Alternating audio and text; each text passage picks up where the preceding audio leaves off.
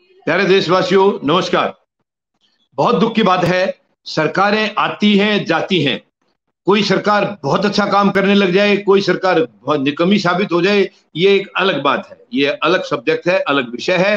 यानी कितनी एफिशिएंट है सरकार, कोई कम एफिशिएंट है, कोई ज्यादा है। लेकिन एक विषय जो बहुत ही खतरनाक है, बहुत ही दुखद है और सबकी चिंता का विषय है। जिस देश में हमारी बहन बेटियां सुरक्षित नहीं है, हमारी महिलाएं सुरक्षित नहीं है, वो देश देश कहलाने लायक नहीं है। वो देश देश कहलाने लायक नहीं है। और शर्म की बात है, ये चीजें, ये घटनाएं पहले से होती रही हैं। मैं इसके लिए बिल्कुल मना नहीं करूंगा, पहले से होती रही हैं, दूसरी सरकारों के टाइम भी हुए हैं। लेकिन वर्तमान में जो सरकार है, इन्होंने एक बहुत बड़ा नारा दिया था। ये जब सरकार आई थी, प्रधानमंत्री महोदय, ये एक्चुअली, ये जो प्रधानमंत्री महोदय हैं, ये एक्चुअली प्रचार मंत्री हैं, प्रधानमंत्री नहीं है ये। इन्होंने तो कभी बोला भी नहीं है कि मैं प्रधानमंत्री हूं। इन्होंने तो आते ही सारे देश को बताया था कि मैं चौकीदार हूं। अब देशवासी समझ नहीं पाए थे कि ये किसके चौकीदार हैं। हम लोगों ने ये सोचा शायद ये अपने आप को इतने बड़े पद को भी एक छोटा पद समझ रहे हैं और ये कह रहे हैं मैं बिल्कुल एक चौकीदार की तरह सेवा करूंगा, देश की रखवाली करूंगा। हम लोग ये समझे, देशवासी यही समझ गए थे। इसलिए क्योंकि इनके अंदर एक कला है, प्रधानमंत्री महोदय में बहुत बड़ी कला है।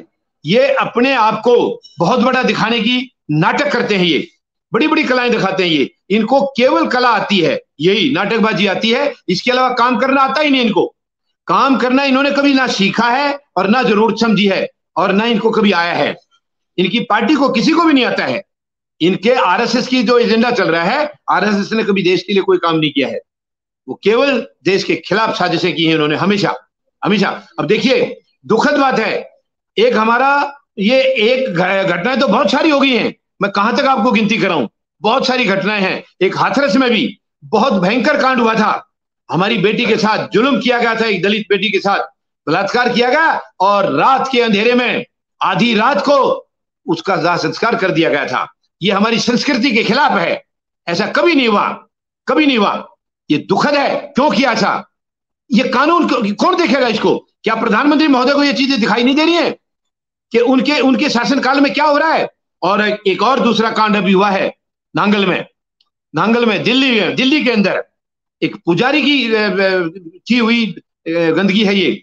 एक बेटी को, नाबालिग बेटी को, उसके साथ बलात्कार किया गया है, उसको खत्म कर दिया गया और उसको दाह संस्कार भी कर दिया, उसको जला दिया गया अंधेरे में।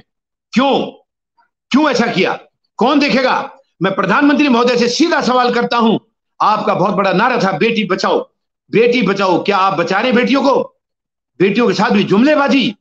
आज मैं बेटियों का आह्वान करता हूं, सभी महिलाओं का आह्वान करता हूं, आप आइए सड़कों पर, सड़कों पर आइए। आप फौजी जनता पार्टी के साथ मिलिए। हम ये अत्याचार बर्दाश्त नहीं करेंगे। हम अपनी महिलाओं के साथ, अपनी बेटियों के साथ, बहनों के साथ ये अत्याचार नहीं करेंगे। जिस देश की बहन बेटी सुरक्षित नहीं है, वो देश कभी आगे नहीं बढ़ सकता, वो देश कभी तरक्की नहीं कर सकता।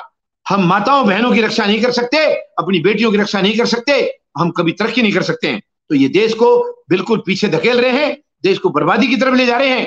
ये मंशा इनकी बहुत गंदी है। और अब देखिए कितने कांड ऐसे हुए हैं, कितने केस ऐसे हुए हैं जहां बीजेपी के मंत्री और इनके नेता शामिल हैं, बीजेपी के एमएलए वगैरह, वो शामिल हैं इन घटनाओं में, इन गंदी घटनाओं में। हमारी महिलाओं के साथ अत्याचारों में इनके खुद इनके नेता शामिल हैं। शर्म की बात है ये, कितनी शर्म की बात है। क्या प्रधानमंत्री को दिखाई नहीं दे रही है? क्या उनकी आंखें इतनी कमजोर होगी? या दुनिया से वो जो बातें चलती है, क्या उनके कानों में भी इतनी बड़ी कमी आ गई कि वो उनको सुनता भी नहीं है? क्या इनके आदमी कई जिक्र तो करते होंगे कि आज हमारे नेता ने इतना बड़ा काम कर दिया? कहां कहां चली जाती है उनकी बुद्धि? दुख की बात है, प्रधानमंत्री महोदय को केवल अपने अपने आदमी नजर आते हैं, अपना अपना सुख नजर आता है, जनता का सुख इनको नजर नहीं आता है, खास करके हमारी बहन बेटियों का। एक तरफ ये महिला सशक्तिकरण की बातें करते हैं और दूसरी तरफ महिलाओं के साथ खिलवाड़ हो रही है, आए दिन खिलवाड़ हो रही है। कौन दिखेगा इनको? मैं सवाल करता हूं प्रधानमंत्री महोदय से, आपके गृह मंत्री क्या करते हैं? क्या काम है उनका? उनका क्या काम है? क्या होता है गृह मंत्री की जिम्मेवारियां? ये घटनाएं इस तरीके से हो रही हैं, क्या वो है उस पद पर बने रहने लायक? ये काबिल होते हैं तो ये अपनी काबिलियत दिखाते। मैं समझता हूं वो काबिल नहीं है इसके, क्यों बिठाए फिर उनको? वो कर क्या रहे हैं? कोई एक काम बताइए जो गृह मंत्री के तौर पर उन्होंने किया हो। असल में क्या करेंगे? प्रधानमंत्री महोदय और गृह मंत्री की दोनों की मिली भगत है और 3 उद्योग घराने हैं। ये 5 गुजराती देश को बर्बाद करने पर तुले हैं। अब देशवासियों को जागना होगा।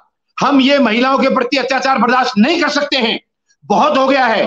गरीबों के साथ, मजदूरों के साथ अत्याचार होते हुए बहुत हो गया है। पिछले साल महामारी आई थी और वो महामारी आई नहीं थी, प्रधानमंत्री की देन है, प्रधानमंत्री की देन है। मैं दावे के साथ कह सकता हूं, साबित कर दूंगा, मैं इसको साबित कर दूंगा। और मैं तो आह्वान करता हूं प्रधानमंत्री महोदय को, मैं चैलेंज करता हूं, आप हमारे साथ आइए, किसी भी चैनल को, अपने चहेते चैनल को चुन लीजिए, आधा घंटा आप आ जाइए चैनल पर, आप हमारे सवालों के जवाब दे दीजिए, आपकी पतलून गीली हो जाएगी प्रधानमंत्री महोदय पसीने में। मैं आपको विश्वास दिलाता हूं, आपके पास जवाब नहीं मिलेंगे। आप अंधेरे में, आपने मीडिया को फेस ही नहीं किया, क्योंकि आपके पास अगर कुछ करके देखिए, आप वैसे तो इतनी दिखावा करते हैं, वैसे इतनी नाटकबाजी करते हैं, आप जो है, जो सेनाओं की भी जो काम होते हैं, यानी इन्होंने अभी 2016 में, क्योंकि 17 में चुनाव थे, तो इन्होंने सर्जिकल स्ट्राइक का ड्रामा किया। सर्जिकल स्ट्राइक इन्होंने टेलीविजन और अखबारों में ड्रामा किया। सर्जिकल स्ट्राइक कोई नई चीज नहीं है। मैं एक भारतीय सेना का, बहादुर भारतीय सेना का एक सिपाही रहा हूं, मुझे मालूम है वहां कब और क्या जरूरत होती है, हम करते रहते हैं। इसके लिए कोई सरकारों की इजाजत की जरूरत नहीं होती है। तो वो कोई नया काम नहीं था, लेकिन इनको चुनाव जीतना था, अपने आप को वीर कहलाना था, अपने आप को बहादुर बताना था। शर्म की बात है, जो प्रधानमंत्री अपने आप को बहादुर बनाने के लिए अलग अलग बहाने खोजता रहे, टेलीविजन पर फोटो खिंचवाने के लिए जो हमेशा तैयार रहे, वो प्रधानमंत्री कभी मीडिया को फेस नहीं कर सकते हैं, कभी मीडिया को फेस करने की हिम्मत नहीं हुई है, क्योंकि मीडिया पूछेगा क्या किया आपने, आप क्या वायदे करके आए थे। और मैं माननीय सर्वोच्च न्यायालय से भी निवेदन करूंगा, ये जुमलेबाजों की एक लिस्ट बनाई जाए और उनके खिलाफ कार्रवाई की जाए। माननीय न्यायालय से मैं अपील करूंगा, आप देश के संरक्षक हैं, आपको ये झूठे वायदे जो करके आते हैं, इनके खिलाफ कानून कार्रवाई करनी चाहिए। ये इनकी इजाजत नहीं होनी चाहिए। ये लोग बड़े बड़े सपने दिखाते हैं, इतनी झूठ बोलते हैं, बाद में कह देते हैं वो जुमला था। अगर वो जुमला था तो वो क्यों पद पर रहने लायक हैं, क्यों पद पर बने रह सकते हैं। वो जुमले को लेकर के इनके खिलाफ केस चला जाए और इनको पद से विमुक्त किया जाए। तुरंत ये माननीय न्यायालय से निवेदन करूंगा। और पूरे देशवासियों का साथ चाहिए, हमें पूरे देशवासियों का साथ चाहिए, हमें हमारी बहन बेटियों की इज्जत की रक्षा करने के लिए, हमारी बहन बेटियों को सुरक्षा देने के लिए। हमें सचमुच, ये जुमलेबाजी नहीं, हम सचमुच महिला सशक्तिकरण की तरफ जाएंगे। महिला सशक्तिकरण होगा तभी ये भारत सुरक्षित भारत बनेगा, तभी भारत सशक्त बनेगा। जब तक हमारी बहन बेटियां सुरक्षित नहीं है, भारत तरक्की नहीं कर सकता। भारत तरक्की नहीं करेगा तो हम कहां जाएंगे। तो हमें भारत देश को विश्व शक्ति बनाना है, तो उसके लिए हमें महिला शक्ति का खास तौर पर ध्यान रखना होगा, महिला सुरक्षा का ध्यान रखना होगा। पूरे देशवासियों से मैं अपील करूंगा, आप कृपया फौजी जनता पार्टी के साथ आइए। आपको यहाँ कभी जुमले सुनने को नहीं मिलेंगे, आपको यहाँ कभी झूठी बातें सुनने को नहीं मिलेंगी, आपको यहाँ कभी गंदगी देखने को नहीं मिलेगी। मैं आपको विश्वास दिला सकता हूं, फौजी जनता पार्टी, क्योंकि इसको सैनिक लीड कर रहे हैं, सैनिक इसका नेतृत्व कर रहे हैं, आपको कभी भी धोखा नहीं मिलेगा। क्योंकि सैनिक कभी भी देश और देशवासियों के साथ गद्दारी नहीं कर सकता है, कभी नहीं कर सकता है। तो आप आइए साथ में, और ये निकम्मी सरकारों को उखाड़ के फेंकेंगे और एक जिम्मेदार सरकार का हम चुनाव करेंगे। यानी जो गरीबों की सरकार होगी, मजदूरों की होगी, किसानों की होगी और जवानों की होगी, ऐसी सरकार को चुन के हम भेजेंगे, जो कि राष्ट्रीय सरकार होगी, सबके भले की सरकार होगी। और उस टाइम देश विश्व शक्ति की तरफ बढ़ेगा और हम देश को विश्व शक्ति बना करके रहेंगे। धन्यवाद। जय जवान, जय किसान, जय हिंद।